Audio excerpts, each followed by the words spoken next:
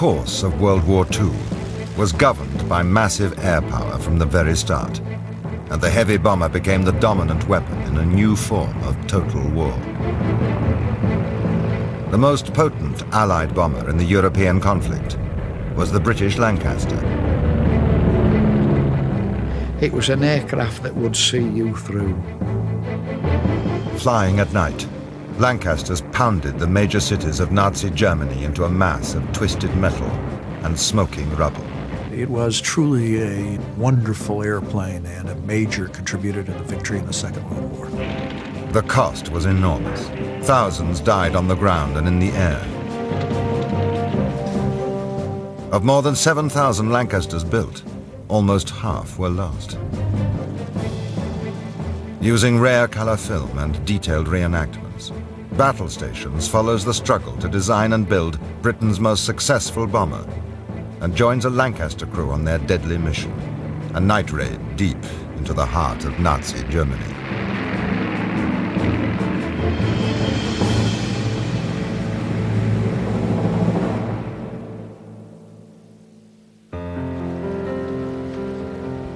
The bomber first appeared during World War I.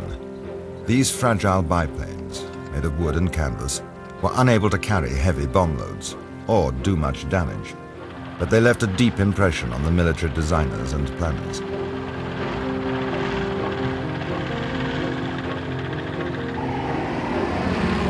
During the 1920s and early 1930s, European governments became convinced that bombers would dominate any future war. Yet Britain was slow to modernize its air force, and many of its aircraft designs were obsolete before they left the drawing board.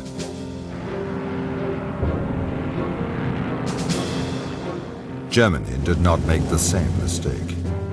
In 1933, Adolf Hitler came to power, determined to create a new German superstate, the Third Reich.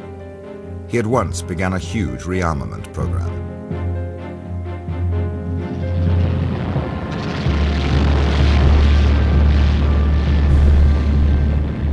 Hitler created a modern air force, the Luftwaffe. Its chief weapon was to be the bomber. Within a few short years, Germany was openly preparing for war. The British government at last realized the impending danger and launched an urgent program to re-equip the Royal Air Force. They turned to aircraft designers like Roy Chadwick. He had joined the Avro Company in 1911 as a draftsman and steadily worked his way to the top. Chadwick was a visionary who combined the precision of an engineer with the eye of an artist. He was tall and slender, and I remember him in dark overcoats when in his young days, with a white silk scarf he would have knotted. He had big brown eyes and an olive face and dark hair, and he was elegant. He liked kind of elegant things, and I think that is translated into his machines. Roy Chadwick had a passion for his work and never stopped worrying about how to improve his designs. It was winter, and the curtains would be drawn. He was sitting in the room after his evening meal, just quietly there, with the Manchester Evening News. And he would fold it over, and I'd see he'd do the crossword puzzle. And then I might go to say goodnight, Daddy, and give him a kiss. And I'd see all round the edges of the Manchester Evening News, all the calculations. He was doing two things at once. In 1936, the Air Ministry invited designs for a new medium-range bomber. The ministry wanted an aircraft which could carry 8,000 pounds of bombs, fly round trips of 2,000 miles, and do it all with only 2 engines. It was a very tall order, which could have defeated a lesser talent, but Roy Chadwick rose to the challenge. I asked him once, how do you design an aeroplane, Daddy? And he said, well, I think of all the parts first and then I sit down to do the design. Chadwick designed his bomber around a massively strong central section in the shape of a cross. It was formed by the 2 wing spars bolted at right angles to a pair of girders, forming the roof of a huge bomb bay.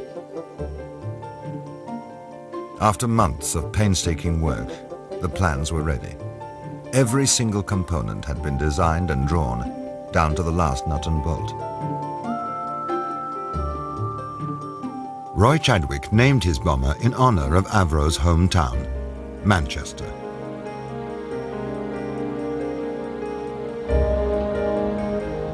In the summer of 1937, the Air Ministry placed an urgent order for 200 Manchesters, even though the prototype had not yet been tested. It was a huge gamble, but everybody now expected a war. It was simply a matter of when. A growing mood of panic swept the country. Londoners began building air raid shelters. Gas masks were issued, and the public were instructed on what to do. If you are provided with a steel shelter and have not erected it, do so at once. Always keep your gas mask handy in the house. When you hear the warning signals, take cover at once. In September 1939, the fragile peace collapsed. Britain was at war with Germany.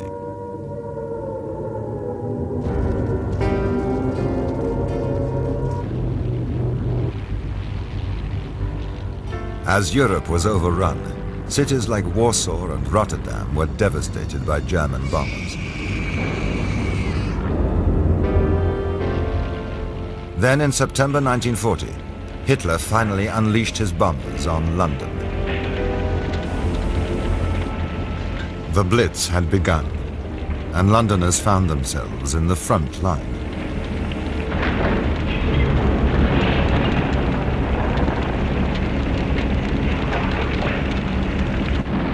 There was a lot of shrapnel coming down, pitter-pattering on the roof and all that kind of thing, and it was scary. I mean, incendiary bombs dropped in our garden. My best pal was there with us at the time, and it was then that we decided we wanted to join up. That particular night, actually. The German attack soon spread to other British cities. In one devastating raid, the centre of Coventry was almost completely wiped out. The aim was to terrify and demoralize the civilian population into accepting defeat. The effect was to unite them in a single-minded quest for revenge, and that meant bombing German cities.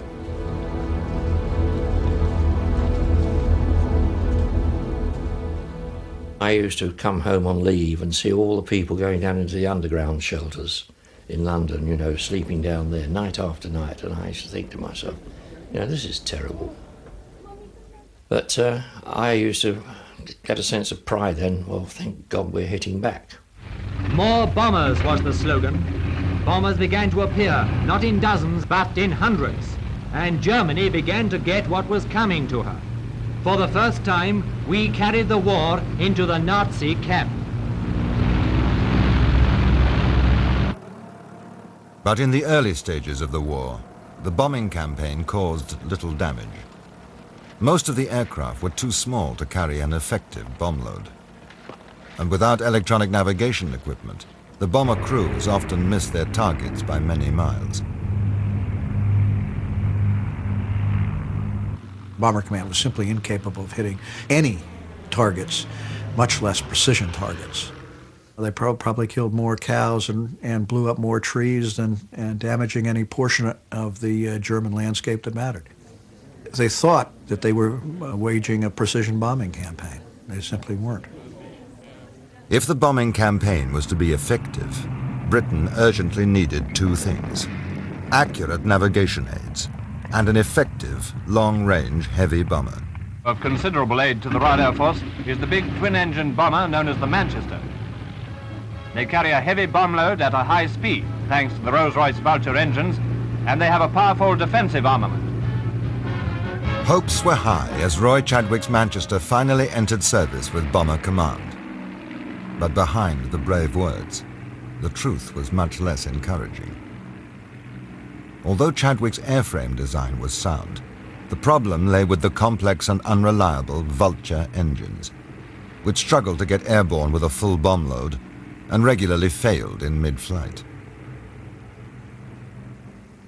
It just did not work. and they couldn't get the height and anything, and it was a horrible plane. The official verdict was finally delivered from the Air Ministry. Avro would complete the initial order for 200 Manchesters and then switch to building a rival design. For Roy Chadwick, it was a bitter blow. But he would not be beaten. He knew that his bomber could still be a winner. Somehow he had to prove it, and prove it fast.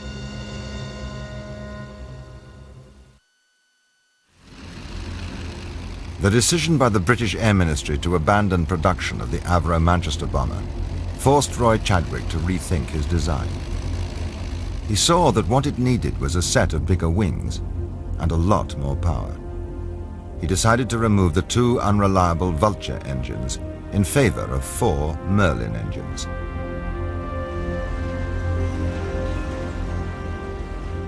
The Merlin was an outstanding design, which already powered the famous Spitfire and Hurricane fighters of the RAF. After persuading the Air Ministry to give him one last chance, Chadwick went back to the drawing board.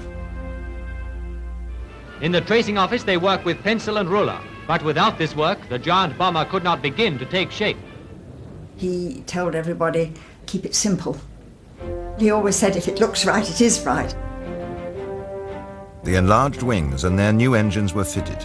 Extra fuel tanks were installed, and the finished aircraft was rolled out into the light of day. He said to me this day, would you like to come with me? We're going to test a new machine. Of course I went. Captain Sam Brown, the test pilot, took it up. It was wonderful to see it overhead.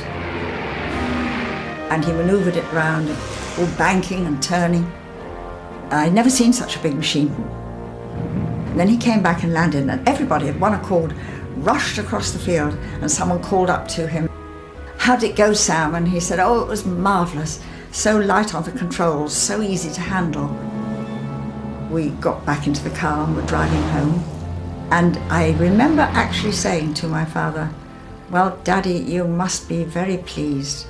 And he said, well, I am, darling. But in this business, no one can afford to rest on their laurels. The flight certificate, duly signed by Roy Chadwick, carried a new name for the test aircraft, the Lancaster.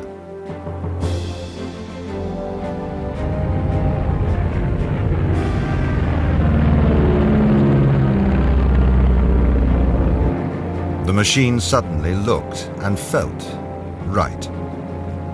The problems that had plagued the Manchester were quickly forgotten as the glowing reports of the test pilots confirmed Roy Chadwick's faith in his design. This is the weapon upon which the Allies based tremendous hopes. To the people who built the Lancasters, each doing his own task to the best of his ability, their success came as no surprise. Soon the Lancaster bomber would become a household name. For one man, it would become the key to victory. Early in 1942, Air Marshal Sir Arthur Harris was appointed Commander-in-Chief of Britain's Bomber Command. He was an aggressive leader, with a single-minded determination to destroy the German war machine. Press home your attack. If you individually succeed, you will have delivered the most devastating blow against the very vitals of the enemy. Let him have it right on the chin. Send that message to all groups and stations. Bomber Harris did a marvellous job. He was brought in when Bomber Command was at a real low ebb. Harris knew that the accurate bombing of strategic targets was almost impossible. In a controversial decision, he supported plans to adopt the German policy of area bombing. Like Hitler's Luftwaffe, the RAF would saturate major centers of population with bombs. And its chief weapon, which Harris called the Shining Sword in the hands of Bomber Command, would be the Lancaster. And here's the bomb rack, which can open up with 8 tons of trouble for Hitler. It's 33 feet long. When it's released its load, another 2 or 3 acres of Germany will never be the same again. The Lancaster soon became the undisputed heavyweight champion of the British bomber force. As it proved its worth in combat, fresh orders poured into the Avro factories.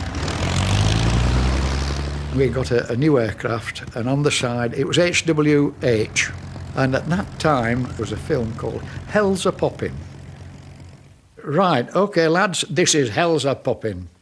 So I got some yellow paint, I climbed onto the wing and I painted Hell's a Poppin' all the way up. Hell's a Poppin' it was. It was a lucky aircraft for us. For many, the Lancaster quickly became far more than just a machine. It was alive, and to its all-male crew, the Lanc was definitely a lady. It was love at first sight. There she was, and she was standing up on these long legs, and a black beauty. Funnily enough, I didn't feel that there was any rivalry with the rest of the crew, you know. I felt she was my girlfriend, and we all felt that it was our girlfriend, you know. It took a crew of 7 to fly a Lancaster. The pilot, flight engineer, navigator, bomb aimer, wireless operator, and 2 gunners. The most forward position was the bomb aimer, who was lying down in the bomb position. And if necessary, he manned the front gun. And the skipper was on the port side. Next to him was the flight engineer's position. Then you had the curtains, and the navigator sat behind those, so he could have his lights on his charts. The wireless operator was behind him. And then you went back over the main spar, and then you had the mid-upper gunner, and then you had the tail gunner. If any one of you didn't do your job, well, that was it. The whole lot of you went. You live and sleep and eat together. You go out together. They rely on you and you rely on them. The pilot in Bomber Command was always the skipper, irrespective of rank. And even if the group captain, the CO of the squadron, flew with me, I was in charge. You weren't just a crew of 7. You'd got the ground crew. The ground crew were the boys who got that aircraft so they would bring you back. And we had a terrific ground crew we had. We'd do anything for them, and they'd do anything for us. The ground staff, who watched and waited back at base, played a vital supporting role as the bomber crews risked their lives over enemy territory.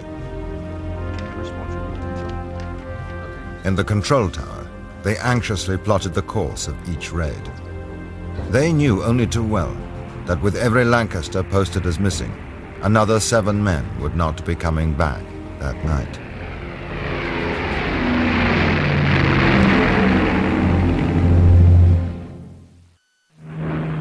The Avro Lancaster, the most powerful and efficient bomber in the world, and one of the most important war-winning weapons yet devised by the United Nations. The Lancaster is a name that is writing war history. Although Chadwick had designed the Lancaster for mass production, it was still a monumental task.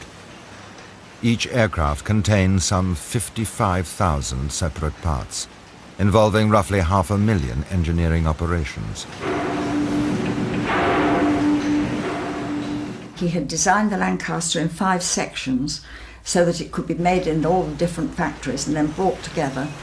And with this simplification, they were able to put it together quickly and simply, and so much so that at the height, I think it was 1943, 150 Lancasters a month were being produced. Meet a few of the ordinary, hard-working people devoted to this important task. Angela Roberts, a capstan operator. Maisie Rafferty at a press. Dobson Hind and his mate, Joan Evans, riveting. Every pilot of a Lancaster is confident that he's handling an aircraft into which has gone not only superb designing, but the proud craftsmanship of an experienced army of workers. It's everything you wanted in a heavy bomber. It had got the strength, the speed, the manoeuvrability. Its weight carrying capacity was out of this world.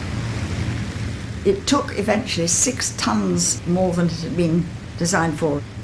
Sir Arthur Harris said it was the camel that never knew the last straw. In our training, we used to cut 2 engines on one side, and you could stand the Lancaster on its wingtip with 2 engines cut on one side. Marvellous aircraft. I think the Lancaster was the finest bomber in the European theater of operations. It was truly a wonderful airplane and a major contributor to the victory in the Second World War. By 1943, the Allies were equipped with enough heavy bombers to launch an all-out offensive against Nazi Germany. It was to be a 24-hour round-the-clock operation. The Americans bombing by day, the British by night. Electronic navigation systems were introduced, and the bombing became more accurate. Radio direction finders and radar scanners were installed in selected aircraft, and their hand-picked crews were given special training as pathfinders. It all came together at the end of July 1943, when a series of heavy raids on the city of Hamburg demonstrated the devastating effect of area bombing. Thousands died in the inferno as huge areas of the city were utterly destroyed. Area bombing had not broken the British resolve to fight, but Arthur Harris still remained firmly convinced that this was the only way to defeat Nazi Germany. They sowed the wind, he said. Now they are going to reap the whirlwind. As the scale of the operation steadily increased, so did the weight of bombs falling on Germany. One of the great contributions of the Lancaster in the Second World War is its capacity to carry extraordinarily large bombs. The power of those weapons were such, when combined with accuracy, that you could really wreck big targets. For 12 months, British scientists were working day and night on one of the most remarkable engineering feats of the war, the 12,000-pounder. And here it is, over 5.5 tons of concentrated destruction, the biggest bomb yet known in air warfare. Lancasters eventually carried no less than 22,000 pounds, the 10-ton Grand Slam bomb.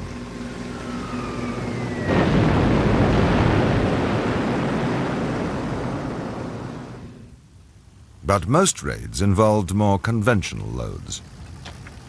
The crews knew in advance what bombs they would be carrying. What remained a mystery was that night's intended target. One clue was the fuel load. If they said, oh, it's only 1150 gallons, you think, it's a short one. But normally it was 2154, that was full tanks. So that was a long one. As dusk was falling, the air crews would go to their briefing. Only then would their target be revealed. When you entered, of course, there was a big curtain up over the whole map of Europe, you see. And that curtain was only drawn back when the CO walked in to tell you what the target was for that particular night. There'd be a huge wall map with a piece of ribbon marking the route that you'd be taking to the target. The first thing everybody looked at was where the end of the ribbon was. You now know precisely the next item on that list.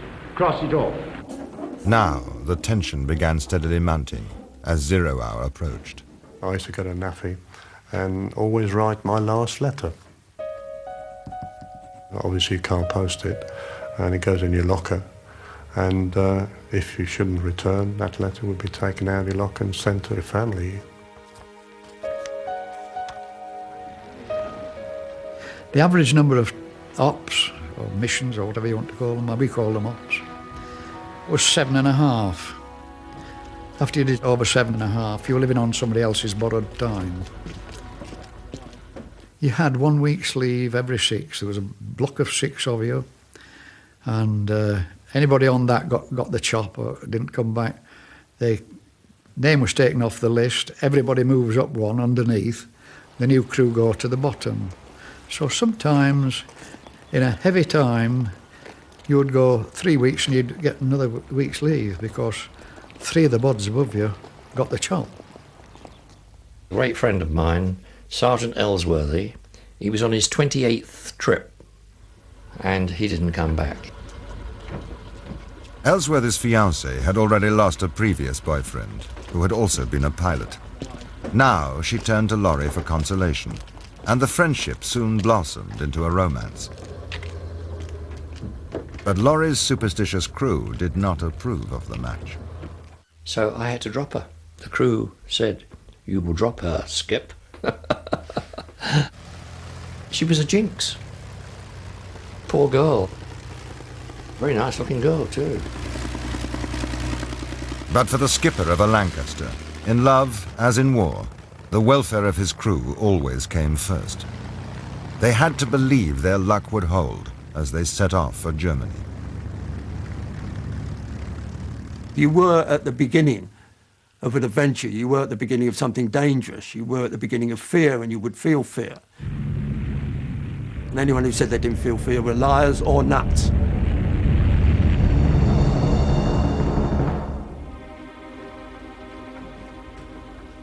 As the Lancaster crews were driven out to their aircraft, each man knew only too well how dangerous their mission was.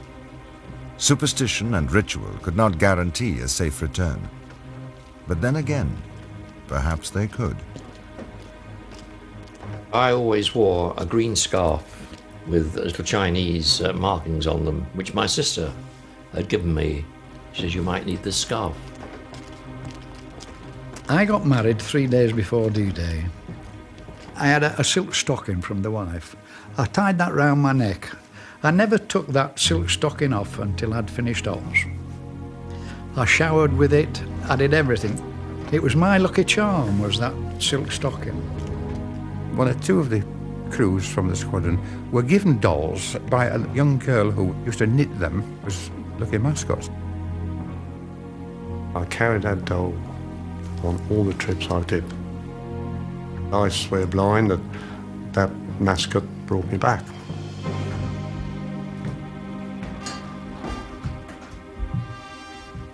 You talk about the smell of an aircraft. It had that smell of comfort, and that puts it all in one word. That was home from home.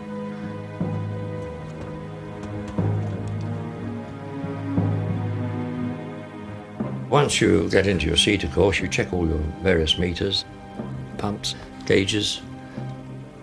Once we're all satisfied that everything's in working order, we get the order to move, and then we move off.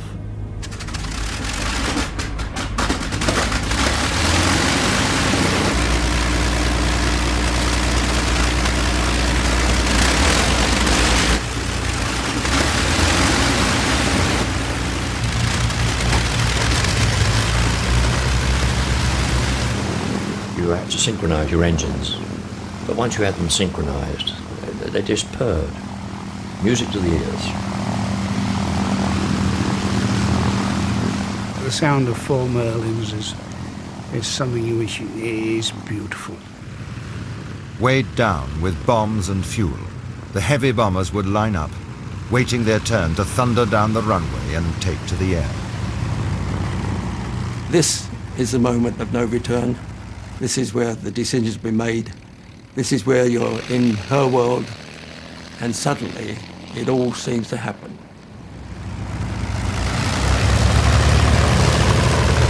You've got a full bomb bay, and you've got full power, and suddenly she's let go, you know. I mean, that moment is unbelievable. And you roar down the runway, and all you can hear is the noise, and it's a beautiful noise.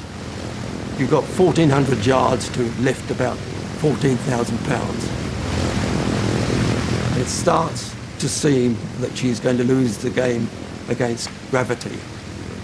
But just after halfway, you feel that gentle bounce, and then another gentle bounce. And suddenly, boom, and you're weightless, and you're airborne. It's moments like that she tells you what she's all about.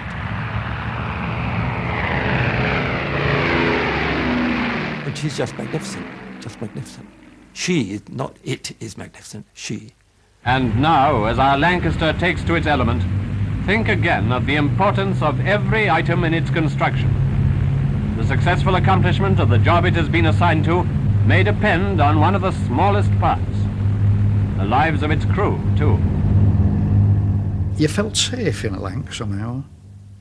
When all around you's going mad, you're somewhere safe.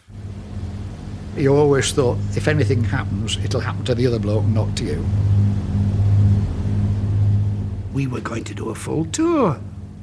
We weren't going to get shot down. That happened to other people. We weren't going to get shot down, no. It's always somebody else that gets it, never you, until you get it. As the bomber formation reached the enemy coast, the mission entered its most dangerous phase. Ahead lay the batteries of deadly anti-aircraft guns and the night fighters of the Luftwaffe. But the only sound that reached the crew members was the reassuring drone of the Merlin engines. You had this sort of rhythmic sound of the Merlins there, you know, and somehow that was warm and comforting. And you weren't thinking then, oh, will we ever get there and get back again? Because you had utter confidence in her. You just felt we're going into it now, and everybody alert. I used to pass orders around. Gunners, keep your eyes skinned. Isolated in his turret, the rear gunner had barely enough room to move. Most attacks came from the rear, and he was often the first casualty. It was a vulnerable position, I can't deny that, but not one you could shy away from. That's the job you were there to do, and you did it. Tail-in Charlie, as we called him, he was the fall guy. I think there were more casualties with rear gunners than any of the other crew members. As they reached the target, the bombers had to fly through a dense barrage of exploding shells from the German flak batteries. I would say it takes a lot to make me afraid, but I was scared. Really scared at times. Frightened to death. My God, this is it. This is my time coming. I've only had 19 years. I'm on the chop. You are frightened, you are scared, and you just hope that you will come back. You had a lot of other things to think about than fear. And I must say that over the target, it was exciting. And excitement was over fear then. Bombing says, right, skipper, target's in sight, I'm ready for the bombing run. And then it's all quiet in the aircraft because he is in sole charge and you do exactly what he says. You actually go out there to hit a target. The fact that civilians may be killed, you've got to blank that out.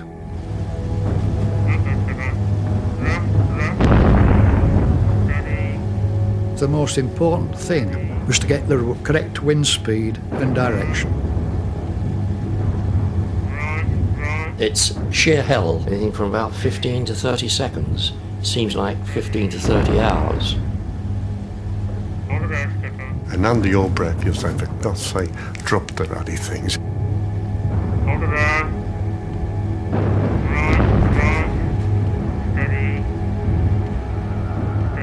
Get rid of these bombs now. Just want to get them away.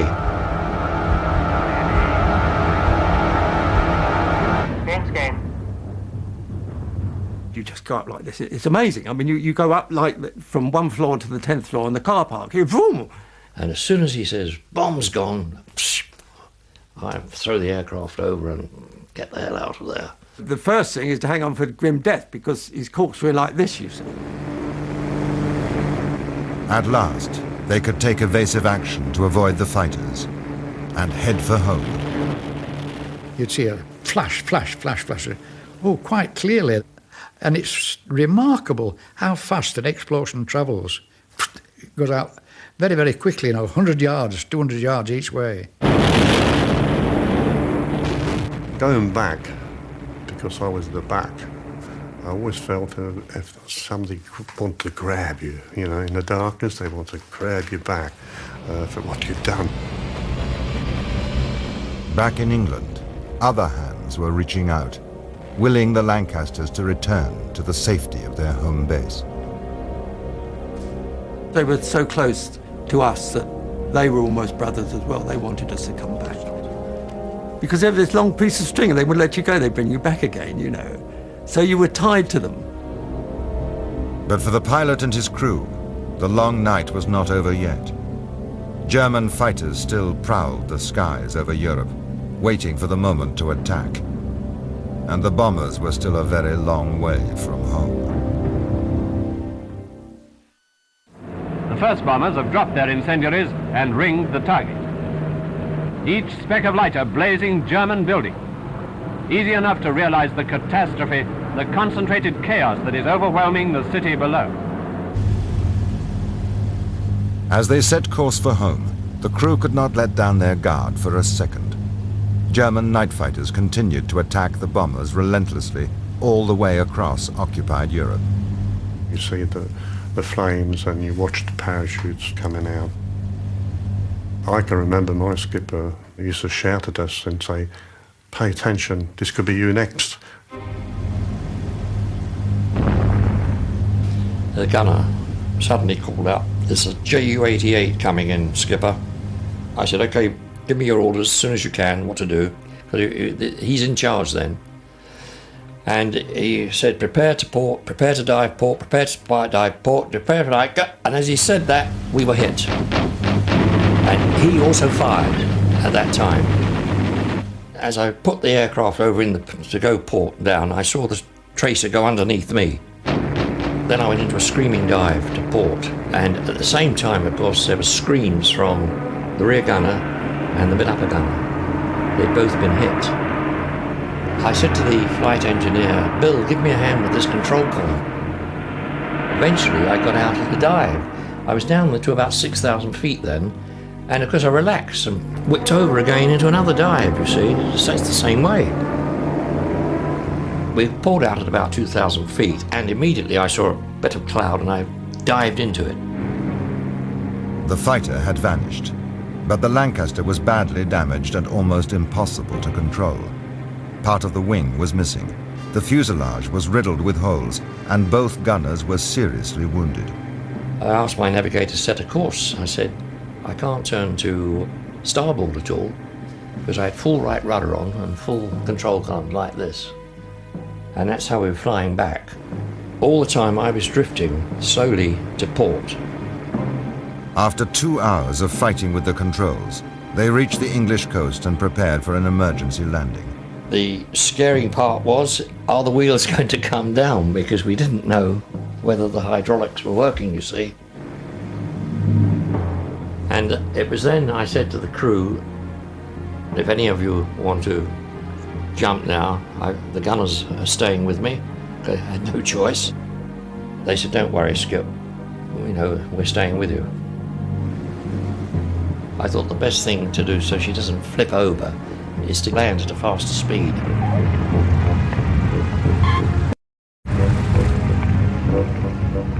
You just sat back and thought, you know, my godfathers, we've done it.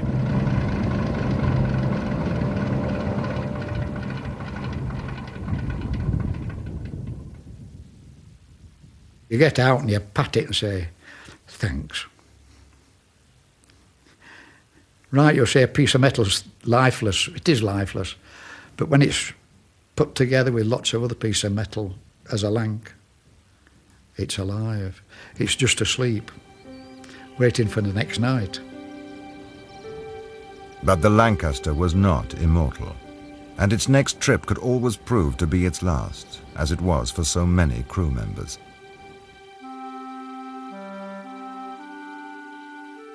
The odds of them surviving a full tour of 30 operations were very low. You go to bed, and then when you wake up, you find that the opposite beds 7 are empty, and you may see the adjutant coming in emptying the lockers, and you know then that that particular crew didn't make it back. We just didn't see them again, and you saw these empty bunks. Well, they are. And then we all lost friends. Perhaps on other squadrons. I lost 2 very good friends. I often miss them. 50% of bomber aircrew were killed. And if you add the training accidents and people who lost training, it works out roughly about 6 out of every 10. And in Germany, the cost was even higher. Hundreds of thousands were killed or made homeless, as the nation which had once seemed invincible was steadily reduced to rubble. No matter how messy the bomber offensive was, it was absolutely essential portion of winning of the war. Without the strategic bombing offensive, one can project an Allied victory, but maybe at the cost of another 2 or 3 million lives of Allied soldiers and perhaps the war continuing into 1946. But after the war, the destruction of Germany's cities became a controversial issue, and an episode which many preferred to forget. Today, there are few memorials to the men of Bomber Command. As far as I'm concerned, we had every right to bomb these places. In view of what Hitler not only done to Britain, what he'd done to Warsaw, Rotterdam, well, wherever he invaded, they went in and destroyed everything they could. After the war was finished, we used to go on trips to have a look at the damage that was done, you know, Cologne and all those places. Much the same as we suffered over in this country, obviously. But even then, you looked at it and you thought, was all that necessary? Was there not another way of sorting this out? But Air Marshal Sir Arthur Harris had no doubts about the bombing policy, or about which aircraft had made it possible.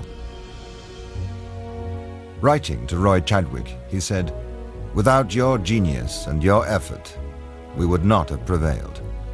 The Lancaster was the greatest single factor in winning the war." We've always got to have a designer before we can have a pilot. The man who contributes something like the Lancaster, that's an enormous thing. And that must be the job satisfaction to end all job satisfactions, mustn't it? And that lives forever. My young nephews don't say, my uncle was in the Air Force, they say, my uncle was on Lancs. That's Roy's tribute. But the Lancaster could never have played its part in the victory without the thousands of brave young men who fought and died in the skies over Germany. There's a hell of a lot of lads who've paid for my privilege to still be alive today. A lot of young men have paid the price, the ultimate sacrifice, so that I've got children, I've got grandchildren. I'm very, very lucky. I really am very, very lucky.